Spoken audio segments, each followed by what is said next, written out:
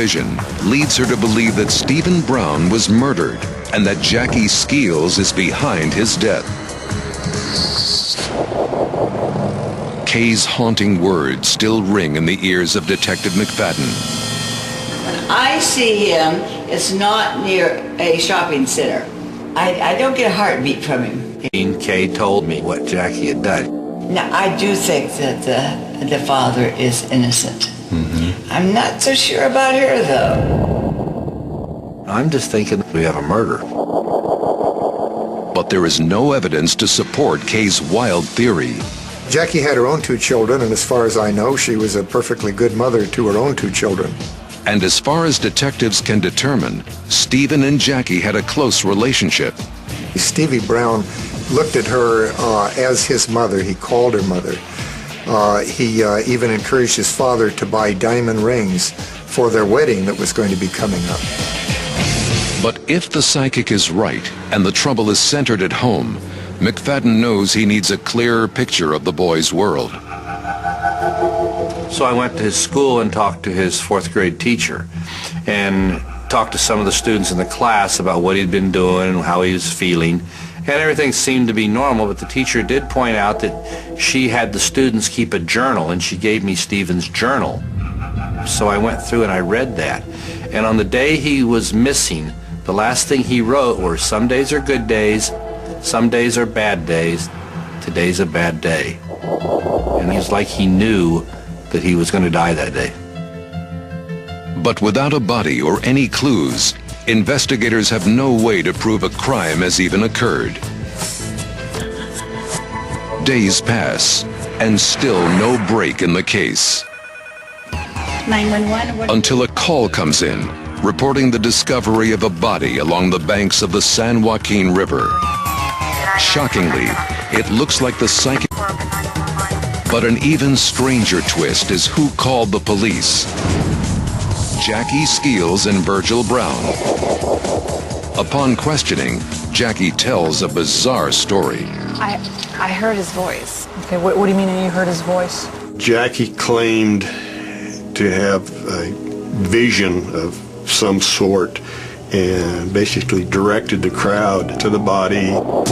Family did frequently go to swim and said she felt the... And after a while, Jackie wandered off.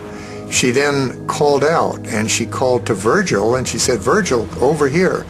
I hear Stevie calling you," and he's calling, "Daddy, Daddy, help me, help me." Well, the group went over to where Jackie was, and then she pointed, and she said, "It's coming from over there." And she got everybody down in that area and kind of directed them to a specific spot and said, "Start looking around." And then one of the other family members found Stephen.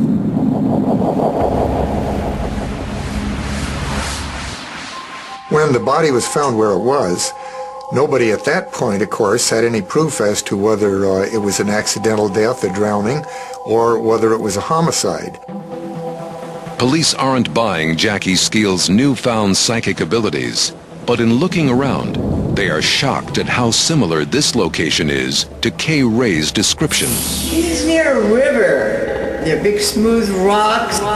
He was found a river that you could hear, running water, the San Joaquin River, and he was laying on round river rocks, like Kay said.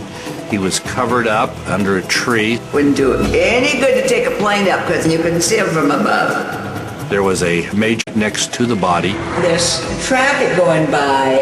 And there was also a rock quarry right in the same area.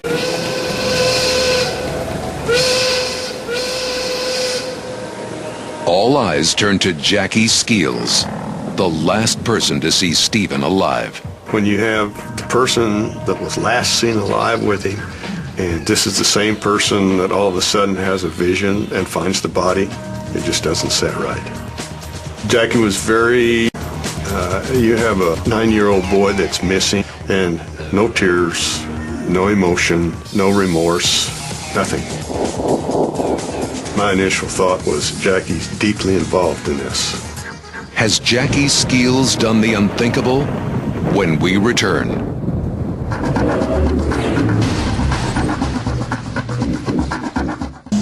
Police believe that Jackie Skeels is behind Stephen Brown's death. He could never have gotten there on his own just because it was a distance of many miles from the shopping center where he disappeared. It just simply would not have been.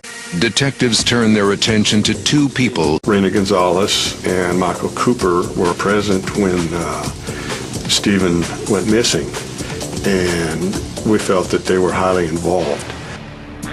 Police bring Gonzalez in for questioning and try to get her to crack.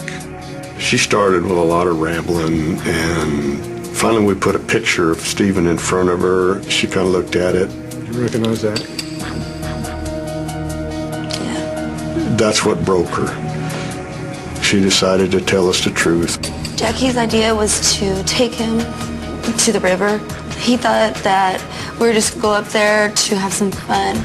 Rena Gonzalez had all kinds of emotional and mental problems, and she certainly was not the leader.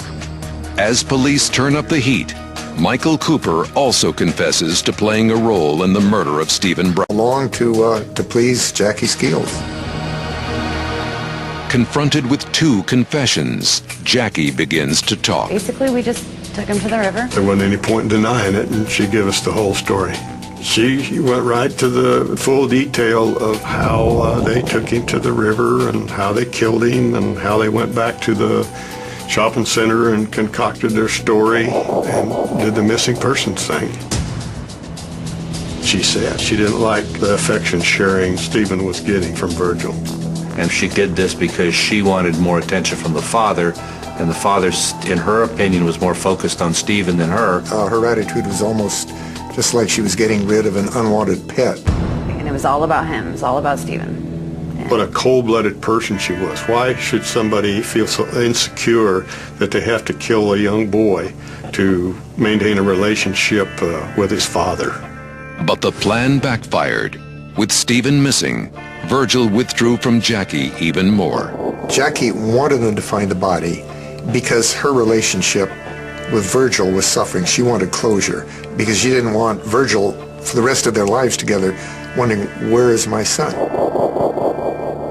Jackie Skeels is convicted of first-degree murder and sentenced to 25 years to life. Had it not been for Kay Ray's telltale instinct, Kay Ray looked into her eyes. She felt that Ray was reading her every thought, and she was very much afraid of Kay Ray. Yeah, we were skeptical about what she says, but after the facts presented, she was right on course. I'm telling you, there's something there. It's credible. Law enforcement has found that psychics can be very effective, and so I think it certainly is done on a fairly regular basis. We just don't hear about it. Cross into another dimension as Court TV gets inside the minds of the most gifted investigators. You don't believe people can do this, and then when you do it, their whole paradigm goes boom. Psychic Detectives, next, only on Court TV. From the creator of Cops. You got an inmate that wants to walk around in jail. This is too big. You're not going to the prom. An all-new series premieres tomorrow at 8 on Court TV.